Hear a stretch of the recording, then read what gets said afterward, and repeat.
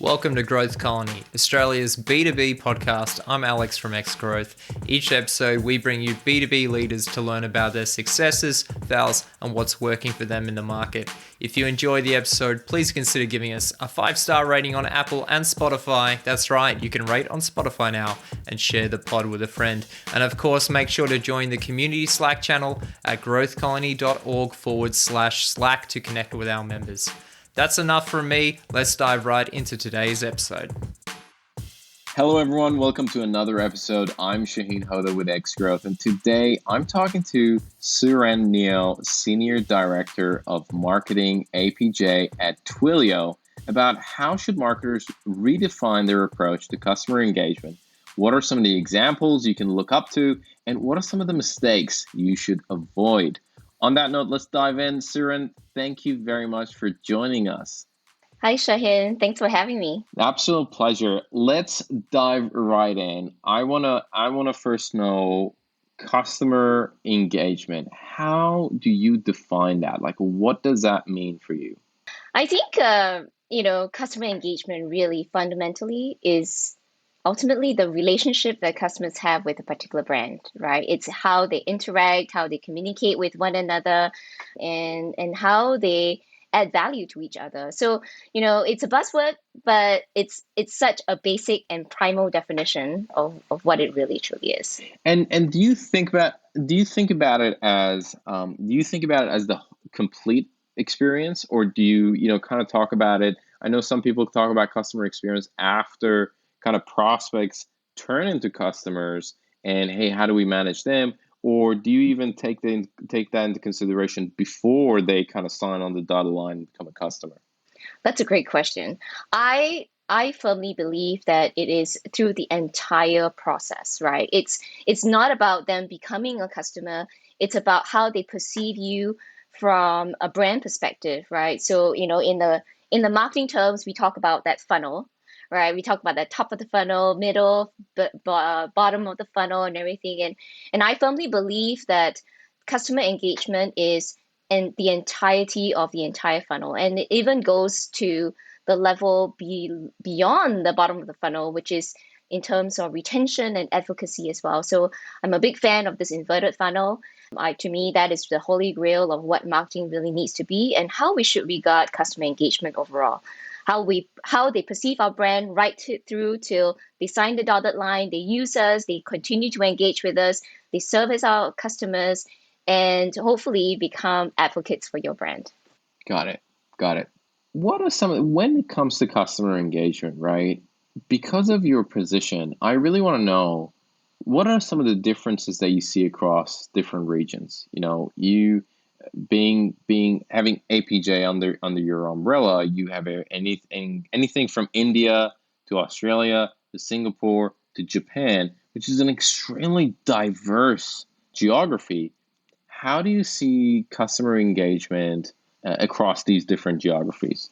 I think that Asia Pacific is a fascinating region. In the course of my career, I've actually done marketing for outside of the Asia Pacific in global capacities as well as in the Americas as well. And I think what's fascinating about APAC is it is not only the largest, right, of the entire world's population, like about 60% of the world's population sit in Asia Pacific itself. And it's also the diversity of the region as well, right? So diversity of languages, cultures, mindsets, how they communicate through communication channels like with WeChat and WhatsApp and Kakao Talk. So I think that's like a really fascinating grounds for customer engagement because those channels are critical to what they prefer. And then beyond that, as we start to think about the Asia Pacific region, they are also from a demographic perspective, or the composition of this population is they're relatively young. So you're talking about the world's, probably from a population perspective, youngest population. And a lot of this is about then with this younger population, there's a certain generation. And what are preferences of this particular generation? I think that in some research that we've seen, we know that by 2030, the working population in Asia Pacific is going to skyrocket. right? And in contrast to like North America and Europe as well. And it's going to build out this entire new middle class in the world.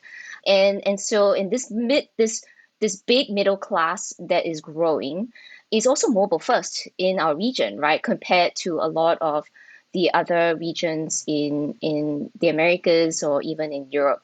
And so it influences the way that they consume media, how they also want to interact with brands through technology, their preferences to be able to adopt technology and digital platforms, especially through mobile. And I think one of the ways that we've seen is like, so we take ourselves back from not only consumer perspective but a business perspective. So in the B2B world, when we surveyed our B2B customers, right, we actually did at Twilio a survey called the State of Customer Engagement Report. It's an annual survey that we've done that's done globally. And what's fascinating to see about our Asia Pacific region is the rate of adoption for digital transformation. The pace is so much faster in APAC than different parts of the world that we've surveyed. And I think that they've even reported it to be as fast as accelerating by 7 years, due to the pandemic, which is mind-boggling if you think about that, right? Digital transformation existed already, but then with the pandemic, it just fast-tracked everything, and it has fast outpaced a lot of the rest of the global region in Asia Pacific. And so I think that there's a greater sense of importance that people are starting to see in Asia Pacific. They're taking it very, very seriously. And the survey has even told us that many companies in Asia Pacific are committed and they want to continue to increase their investment in customer engagement vis-a-vis the other regions. That's fascinating. With all of this, right? So I want to dig a little bit deeper into the technology aspect of this. How does that come into place, especially with customer engagement? Where do you see the technology piece fitting into the spectrum of customer engagement? Because we're talking about digital transformation, and I feel like that is becoming, obviously technology was a big part of it, and everybody's been talking about it, but specifically with customer engagement, what are your thoughts on that? I think that technology is the key enabler and platform to level the playing field for businesses, alike, right? So it gives businesses this edge. So whether they are digital first startup companies, like moving into this future and disrupting their marketplace, or to legacy companies who essentially have legacy systems that they need to then transform to future proof and compete with all these disruptors that you're starting to see, right, in our marketplace. And technology is really the platform that really democratizes how small, medium, large enterprises can all play the same game. I think with all these advances in communication tools, and data processing platforms, right, using machine learning and AI, it just automatically launches us into a whole new era of what customer engagement can be, right? And what's important, I think the holy grail towards this is enabling that personalization at scale. And it's not something that only a big conglomerate enterprise company can do and invest and achieve, but it's right down to the level of even a small company or a small medium enterprise or startup is able to then position themselves to be ahead of this game and play in that same field with the big guys. So I think technology has opened up a completely new world for the world of marketing and customer engagement. And it's all about the channels. It's not just about the channels. It goes beyond that. It goes down to the data processing. It's all the data that you amass and have the ability to translate into contextual awareness with ease. That is really truly the huge linchpin in this game. That's so fascinating. I want to ask you, what do you kind of see the future of customer engagement? Because obviously Twilio is extremely active in the space. I mean, especially with some of the acquisitions as well, some of the big ones like SendGrid and Segment, just that moat around Twilio has become even stronger. And we also talked about the population where in kind of 2030, we're going to have a completely different in the region at least, completely different middle class. What do you see happening to customer engagement in the next 5 to 10 years? I think what's important when we start to think about the future of what customer engagement is to first start to think about, all right, so what is going to be the expectations of our customers in the future? Like, what to them is expected to be good customer experience with the companies or the brands that they have interacted or they interact with, right? And so first we start to think about the fact that customers want to be able to be engaged at the right channels at the right time in the way that they like, right? And that would also include like, I don't want to wait on a call for somebody to pick up the phone. I want self gratification, instant service, self service access in real time to be able to get what I want, converse in what I need, and to handle whatever that needs to be done. And they also want the ability to ensure that, when I come to you, right, you know me. I'm not going to spend another 10 minutes explaining to you what the problem that I have is.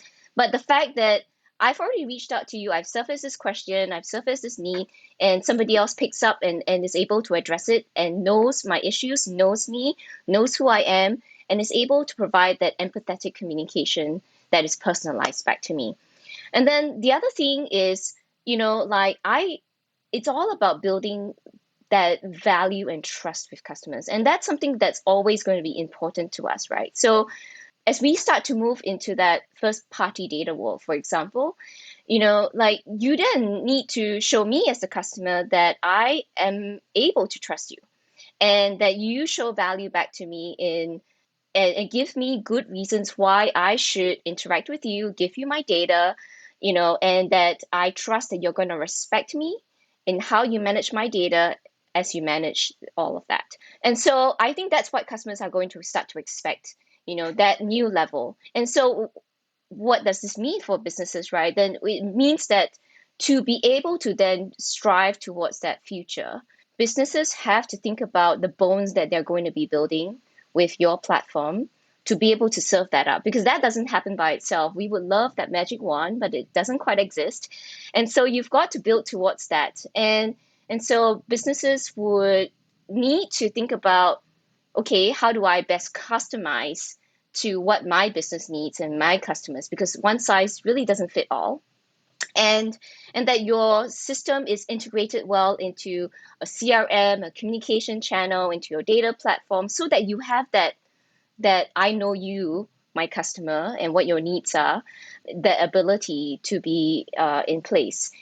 And also, then you need to empower your teams, right? Let's not forget that you have to empower your frontline teams, especially, to be able to have access to this personalized context, from a customer support to sales and marketing team, so that they can work that channel and really deliver the experience. And I think what's really exciting for Twilio is, Twilio's, as we start to think about what that future of customer engagement is, the way that we think about technology is how we then gear ourselves with this data-first approach. We call this the Twilio Customer Engagement Platform, right? It's an overall data-first approach, first beginning from the foundational level of, a customer data platform, right, our CDP, and for personalization, so which is also the reason, like what you brought up about our acquisition of Segment, and the ability to then leverage Segment, for example, to bring all that data together across the business silos, from CRM to data warehousing to information to logistics to then serve up on web and mobile touch points and e-commerce, etc. So everything is just clean, actionable, personalized to the customer, but yet attainable, feasible, and empowering to your own team to deliver. It sounds like it's going to be a lot smoother in the future than it is now. And there's going to be a lot less hoops that I have to jump over in order to get something done. Who do you think is doing a really awesome job right now? And I don't think it needs to be B2B or B2C. I think B2B companies learn a lot from B2C. But who are some of the companies that you see that are doing some really cool stuff right now in the market? I can think of many great examples. I think what's also interesting about the pandemic is that it's also unleashed a whole new world for different companies, a different level of urgency to really rethink how they do this. But I think from a global level, right, what comes to my mind are companies like Amazon and Netflix, right? I think they have set a really gold standard to how this gets served up and at huge enterprise global scale. So for example, like, I have three Amazon accounts, right? One for Singapore, one for the US, and actually one for Australia. And it's fascinating because every time I go in, my Amazon homepage is different from maybe yours, Shahin.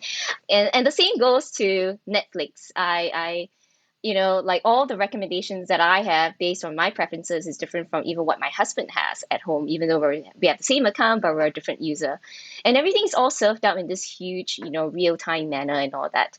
And then, like as I mentioned to you, when I think about also how organizations have responded to the pandemic, because I think that was a huge, huge wake up call about a new reality that is not going away. And I think about regional companies like Electrolux, for example, right? We talk about legacy businesses who are really looking at changing their way that they work. And I remember, in speaking with our, Electrolux, who actually is a Twilio customer, when the pandemic and lockdowns hit, and it completely meant that there are no contact center agents who can serve any customer, because they can't go into the office and do their work. So that causes like huge disruption to not only the business, but also to the customer experience, right? And so I think what they did was they spun around really quickly and decisively.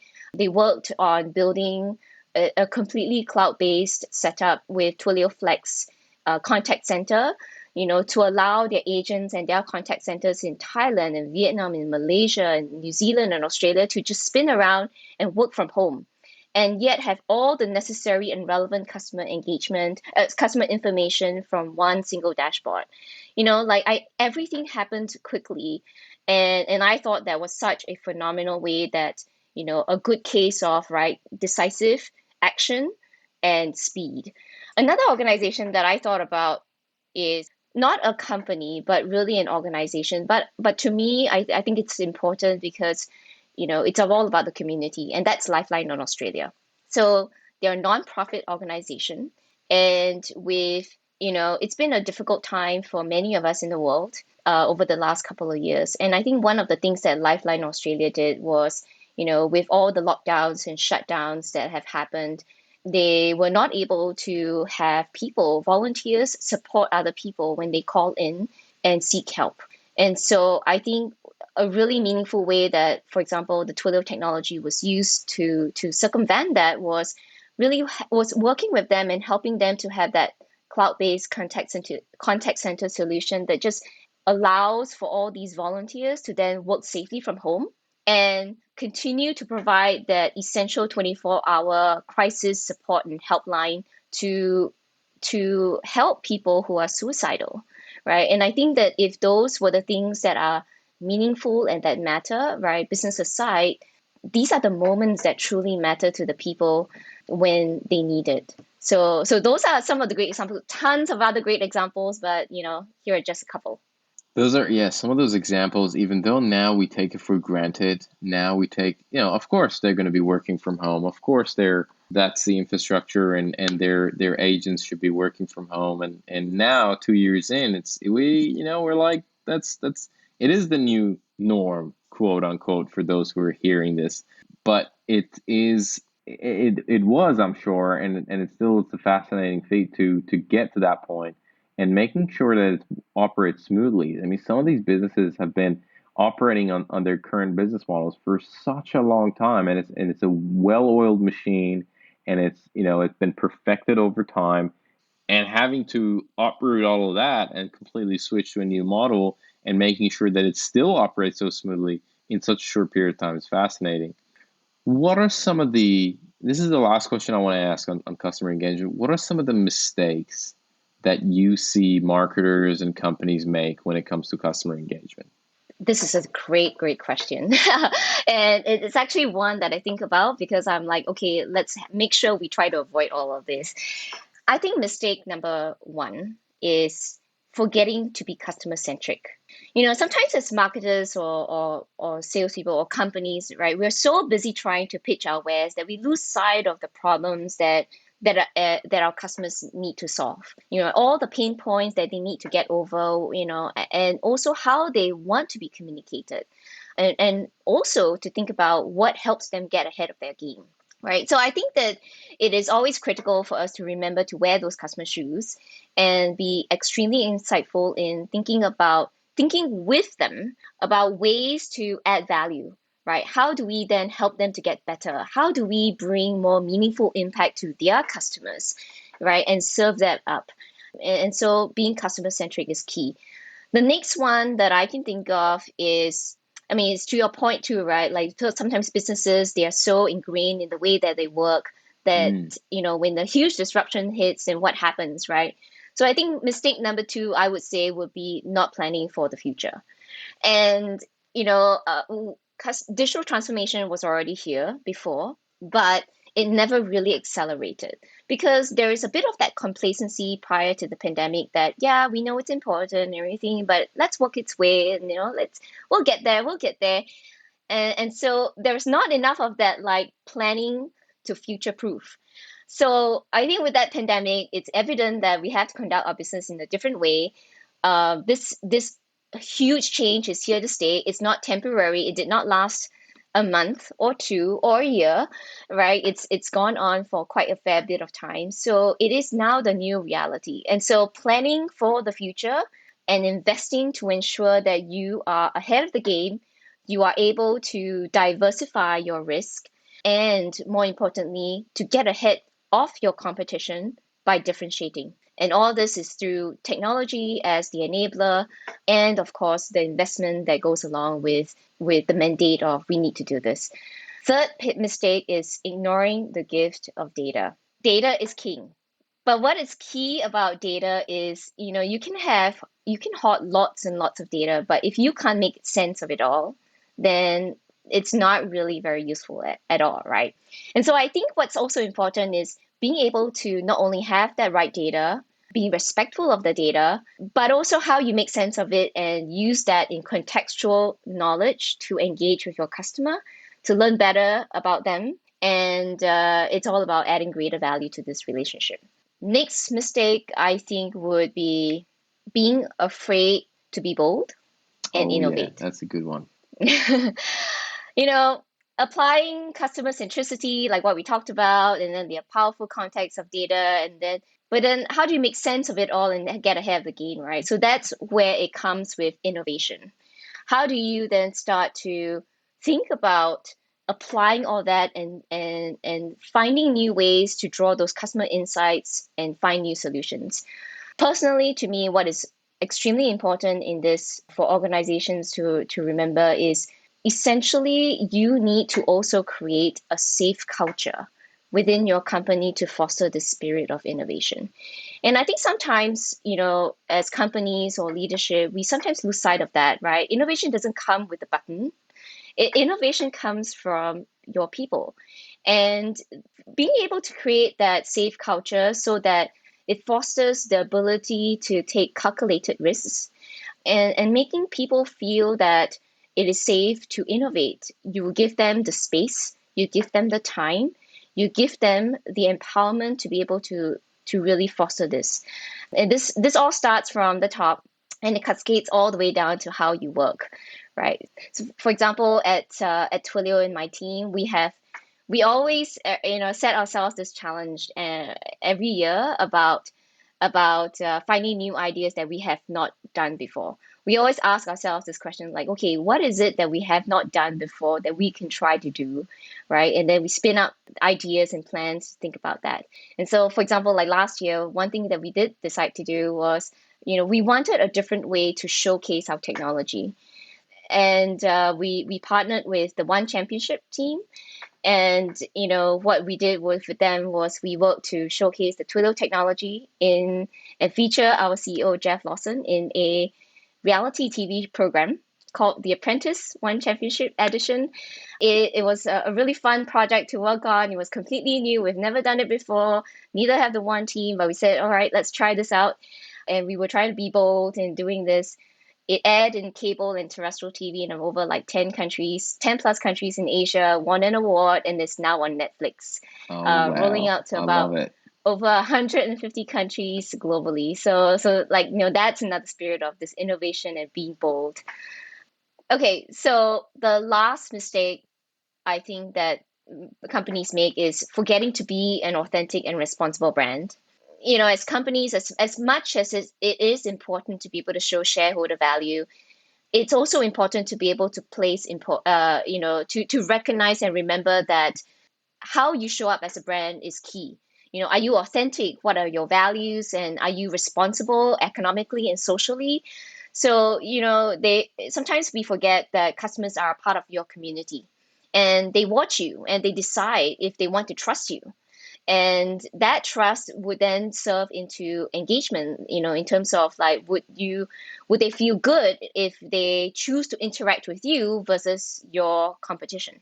So those are the 5 mistakes that I think we should all try to avoid. Yeah, those are some really solid advice, and I love you pointing them out the way you did.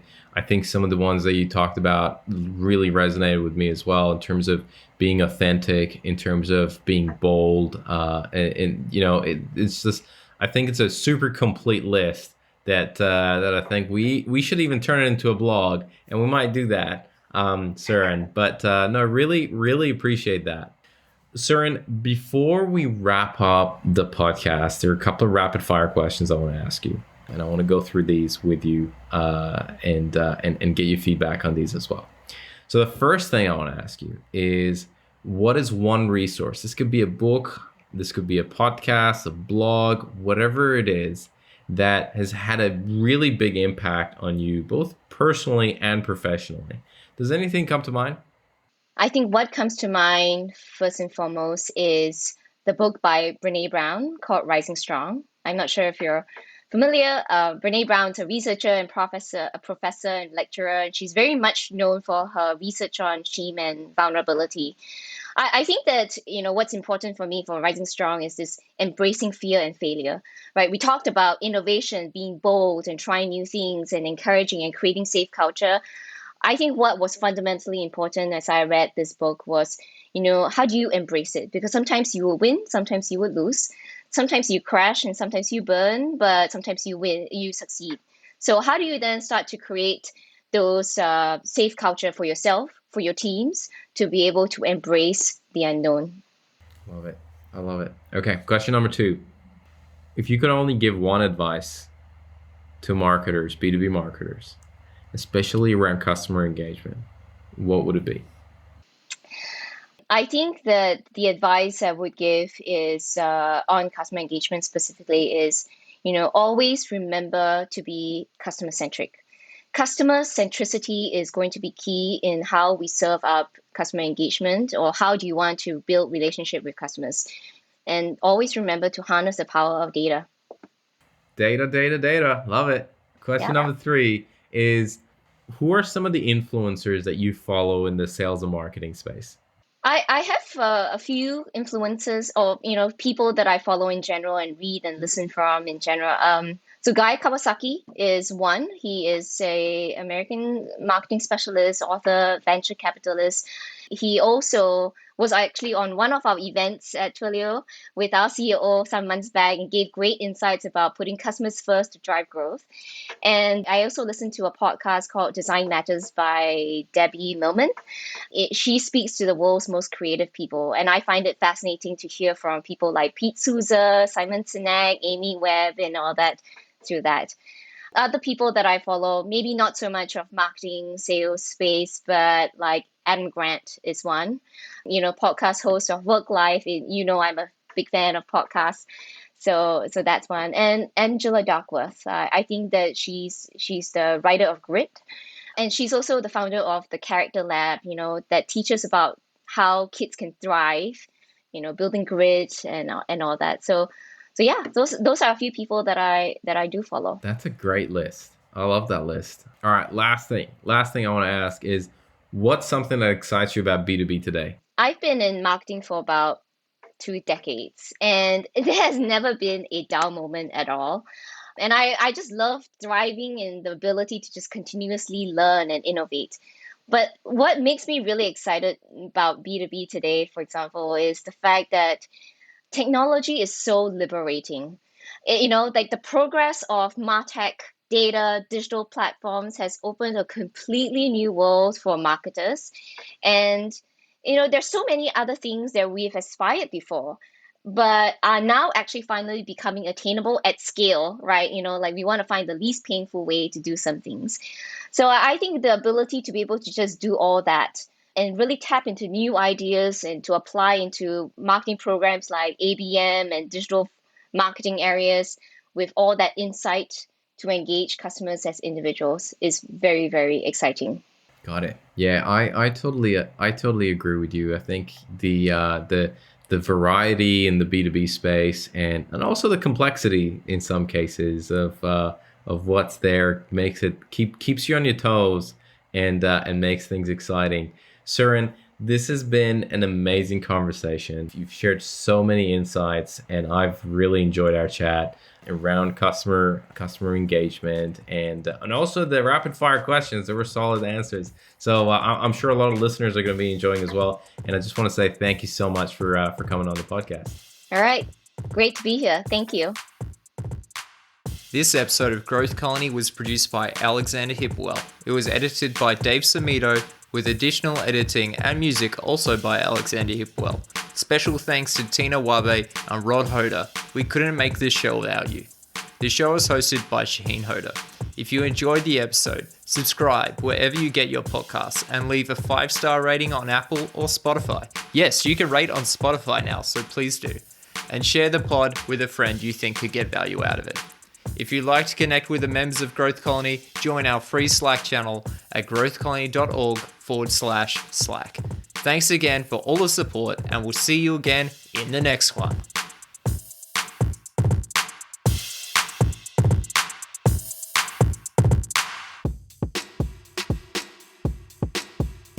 This podcast is brought to you by Xgrowth, an account-based marketing agency with a strong specialization in the APAC market. If you're starting to roll out an account-based marketing initiative in your firm or looking to take your current program to the next level, whether it's one-to-one, one-to-few, or one-to-many, don't try to do it all alone. Chat with the ABM experts at Xgrowth to see how they can help you both on strategy and execution of your next ABM campaign. To find out more, head to www.xgrowth.com.au. That's www.xgrowth.com.au.